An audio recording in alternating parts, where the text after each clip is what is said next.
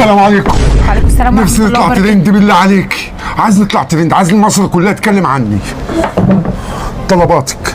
انت هتروح تصور امك وانت بتضربها او مراتك بتديها بالشبشب، او اقول لك على حاجه، طلق مراتك وارميها في الشارع. مش حل تاني غير الثلاثه دول، عشان الثلاثه دول صعب جو. لا حول ولا قوه الا بالله. طب بص هقول لك على حاجه، حاول على قد ما تقدر اطلع وقول اي كلام سفيه كده للناس بره، ولا اشتمهم، ولا اقول لك على حاجه اطلع واشحت على التيك توك. ما ينفعش نكهرب مراتي.